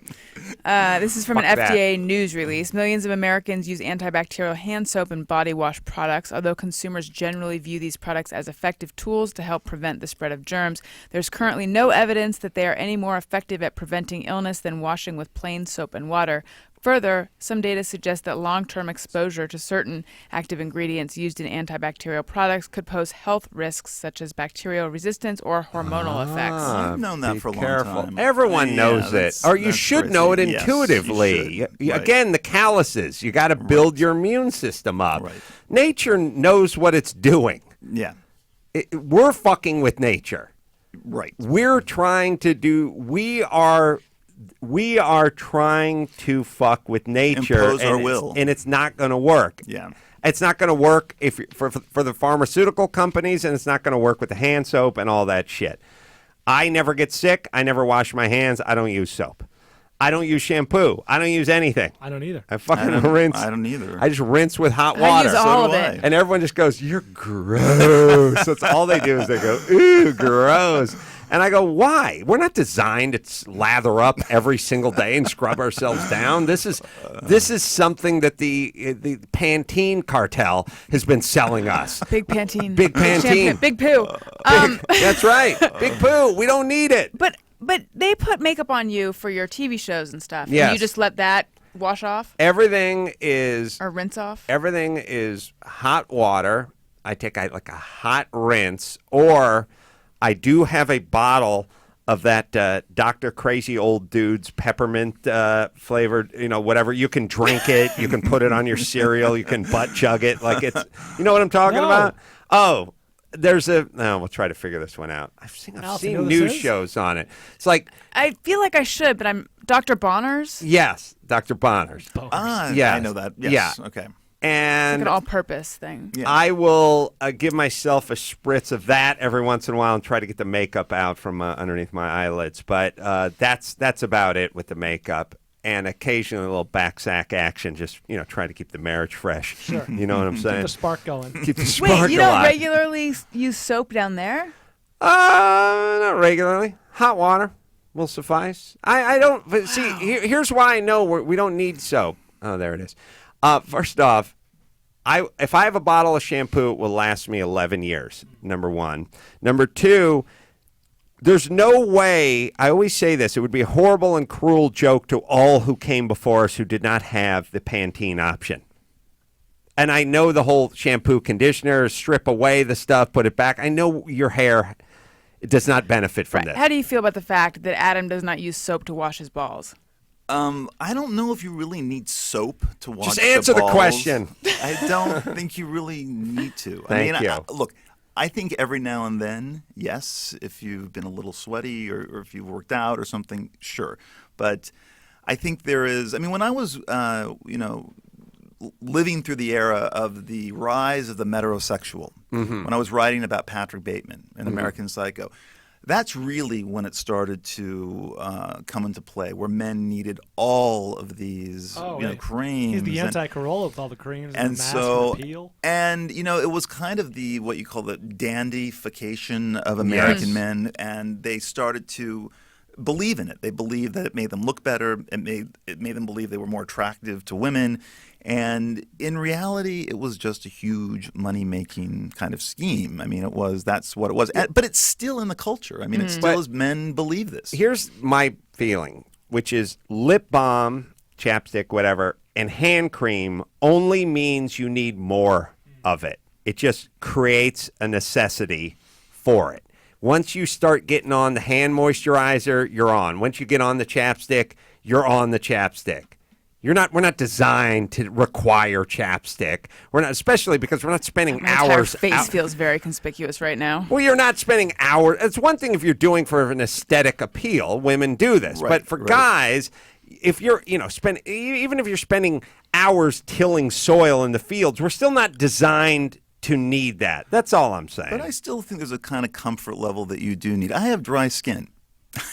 I have combination the skin music. with an oily T-zone. And I do need moisturizer, and it does lessen that kind of like tight. There it goes. It can be. I want that soothing. music to follow me around for the next week wherever I go. But so I do believe in that, and I do. There's like some good basic moisturizers that I think you should use, but otherwise I think it is overboard, and I think the hand sanitation thing is incredibly annoying. You see it everywhere when you go to the market. There's a little, But it's- Yes, where you can it is use all over to the wipe place. yourself. I mean, Rest. if you're that much of a germaphobe, I just don't know how you're going to make it through the rest of society, Well, the rest of your life. Agreed. All right. What's next? Well, here's a story that involves our guest at the San Diego show, the one who will be topless. Miley Cyrus tweeted a photo of herself, and she said, "Merry Christmas, thank you, New York, for being one of the few states to free the nipple." And she is showing her chest, but there's two hearts over her boobs. And she is referring to the indie film Free the Nipple, and the director of that, Lena Esco, is going to be our guest for the second show in San Diego. And it's a movie about, my understanding of it is that it questions censorship in terms of the way we treat toplessness and nudity versus the way we treat violence in movies, and that much more lenient with violence. I'm working on a doc called Back the Sack. Oh. That's where I feel like I want to walk out with just one ball. I was going to say. Just hanging out. You have opportunities. Ladies, if you can show your nipples, We're on VPN. I feel like just a little sack. You should live in my neighborhood, West Hollywood. Really? You feel right No at home if you want to do problemo? that. Yeah. A lot of guys willing to back the sack? A lot of guys walk their dogs naked where I live. So you know. Really? Really?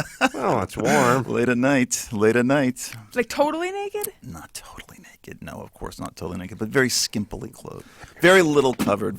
Much left. Not left of the imagination. Just a hint of clothing? I think I like Miley Cyrus now. Although not attracted to her. Don't find her attractive. Are guys attracted to her? I think she's so. Just generally attractive. I think she's. Do you want to snap off a piece of that, Brian? I think there's a difference between attractive and sexy. I think she has like a vibe to her that is kind of maybe sexy or sexual, but I don't think you would call her traditionally attractive. I don't think she could be a model. Well, I mean, look, how many? Maybe she could. I don't know. I mean, when you have like 100 million hits on a video like Wrecking Ball in a week, I think a lot of men are watching that because they find that She's video over, sexy. she's over 18, right?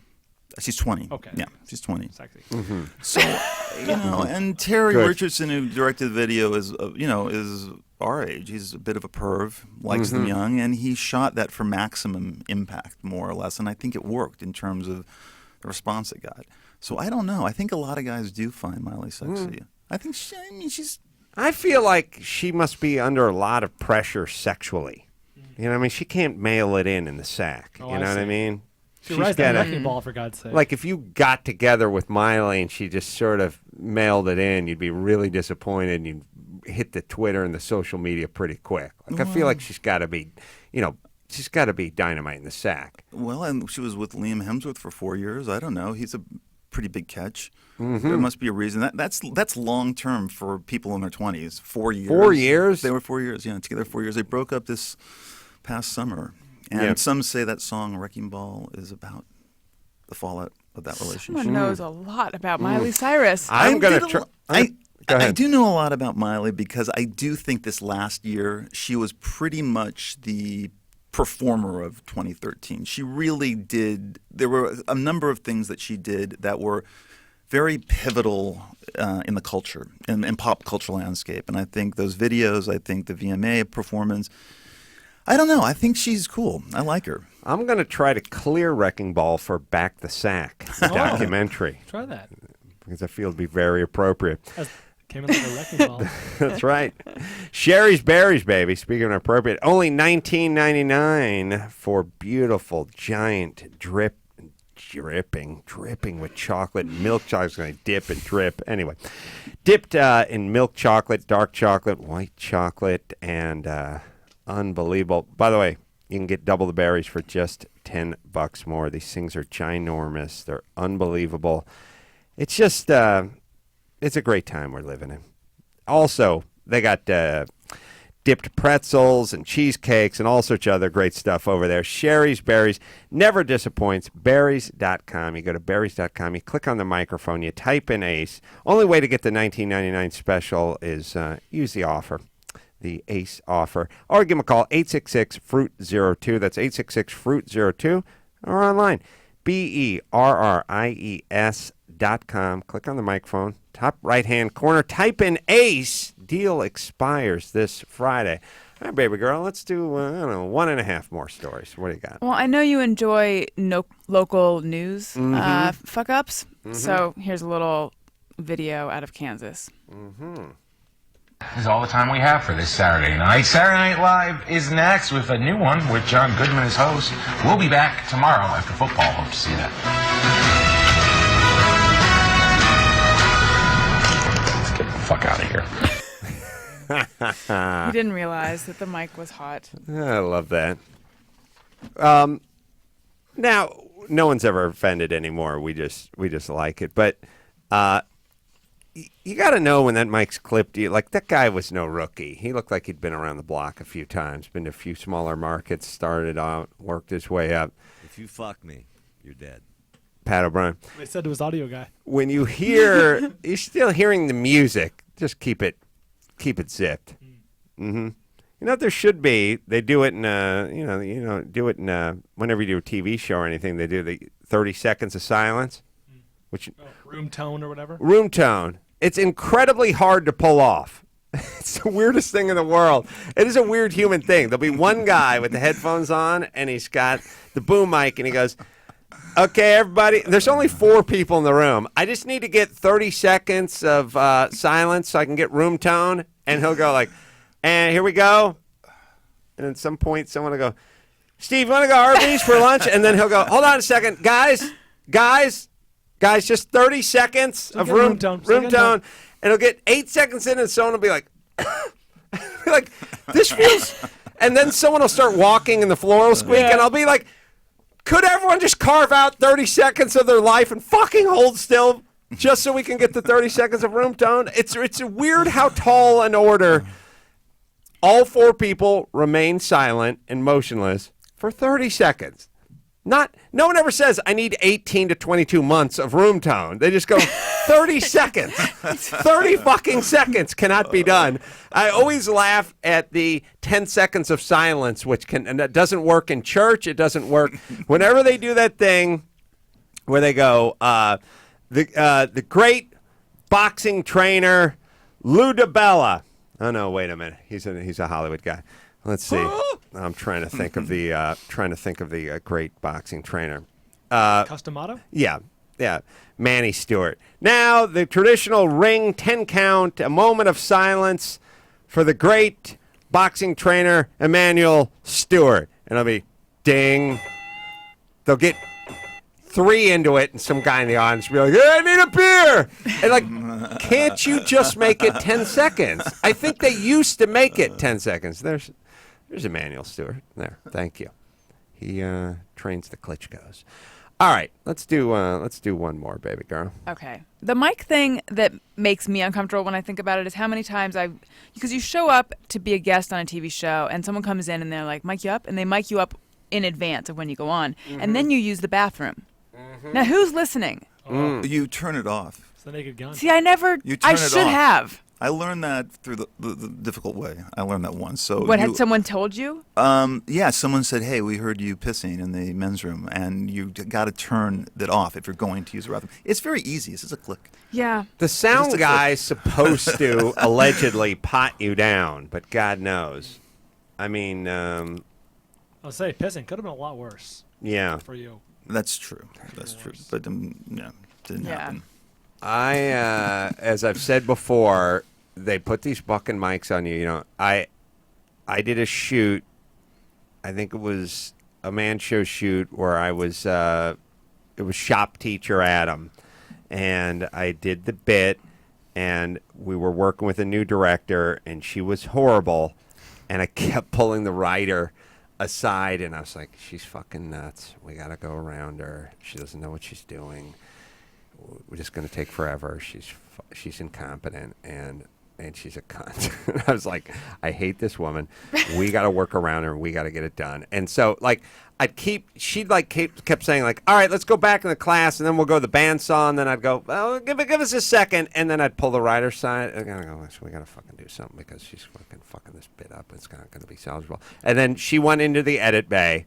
And when she went into the edit bay to edit the bit together, she had to comb through all the parts of me talking to the writer about how horrible she was. And then she felt also compelled to tell me that she heard all about, which I would not do if I were her. But she said I was the boss, so she couldn't really do anything. But she went, just got out of the edit bay, was watching some of the rough footage, heard a lot of the audio. Thanks for the compliments she gave me. Which I understand I had coming, but I would argue it's also uncomfortable for her as well. I had the same problem on the Today Show. Similar story, but with Katie Couric. What happened? Where I was booked to be on the Today Show to promote a novel of mine. Katie didn't really want to do the segment, wasn't necessarily a fan, thought I was too dark to be on that first hour of the Today Show. And so she kept subtly eliminating my 6 or 7 minutes of time. And so it got to 5 minutes, it got to 4 minutes, and so I mic'd. Meaning, were they stretching out the segments before you? They were stretching out the segments before me, and so I was basically going to get 3 minutes. And I was mic'd, didn't realize it, was kind of stressed by the whole situation, and I started going off on Katie Couric to the Today people who were handling me and to my people in the publishing house. And everyone could hear it over in the control room. Got back to Katie, and I was banned from the Today Show. Really? Yeah, it was. You never made it? No, I did the segment. You did the segment. I did the segment, but from then on, I was told you're banned from the Today Show. You think that was Katie? Couric was on. Yeah, it was really. Remember I was talking shit about her the other week? No, I'm You're glad. banned too. I don't like her. So, I don't bothers know. me about Yeah. her. I said she's one of these people. If her name was Geraldine Gutenstein, I don't think we'd know who she was. That That's seems like just not me. a great enough offense to be banned. Because I just imagine with all the guests who are nervous to go on, there's got to that. I don't know what you're saying, but that must come up all the time. I said I was upset, and I said, she really doesn't like me. She's such a bitch. Why is she being such a bitch about this one segment? And that I didn't get worse than that, but I said bitch. I called her bitch. Did you get the band? There's two kinds of bands. There's the kind of band where, geez, it's been 9 years since I've been on this show, and I used to be on all the time. That's a quiet banning. That's a shun more than a ban. And then there's the declaration of you shall not be on this show. The next day, my publisher called me and said they called us up screaming that, that got all over the studio. They just told us you're effectively banned from that show. But I've been on it a lot. I promoted pretty much every book up until that one on the Today Show. Well, it worked. The ban worked. It did. Let's bring it home, baby girl. That's the news. I'm Alison Rosen. Zip it, cunts. That was the news with Alison Rosen. Stole that from Katie. DraftKings, baby. DraftKings.com. The Millionaire Grand Final coming up this weekend. You could win $1 million. I got a little tip for you. Vernon Davis helped the DraftKings player win $25,000. What a specimen that Vernon Davis is. Plus, what a name. Yeah. You're either going to be called Vern or Vernon. Win. Either way you win. Yeah. Another big performance for Vernon Davis could mean you get $1 million. One-day fantasy sports, not the whole drawn-out long season. You're back every week. Ball Brian, how you feeling, man? So the dust is settled on my 200-plus point performance. Bonanza. It was the finest fantasy moment of my life.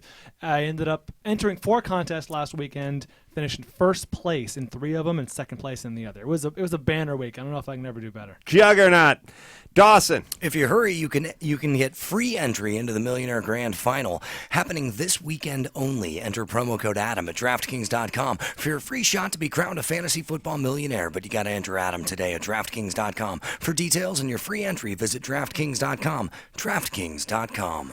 All right, we're going to be doing some live podcasting. Long Beach, Chicago, Buffalo coming up. You can go to AdamCarolla.com. You want to find out where the live stand-up is, where the live podcasts are coming from. But we will be coming to a town near you soon enough. Also, the store got some new T-shirts and new hats and new mugs and new cool stuff. Go there if you like. AdamCarolla.com/store.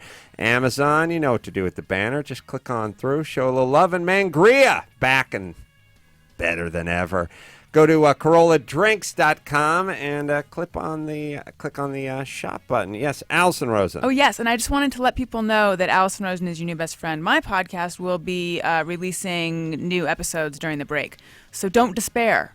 My episodes will be there. She is a workaholic, and she's Jewish and hates Christmas. Anyway, Bret Easton Ellis, the podcast, Bret Easton Ellis Podcast. Lots of big names on iTunes or podcast1.com. And the website, BretEastonEllis.com is where you go, and you can Twitter him at Bret Easton Ellis and David Wild. And until next time, this is Adam Carolla for Bret and David and Allison and Bald saying mahalo.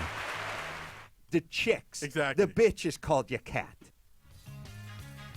Subscribe to youtube.com/VPN to watch the show live each week and youtube.com/Adam Carolla for the archive of past shows. Live podcast at the American Comedy Club in San Diego tonight.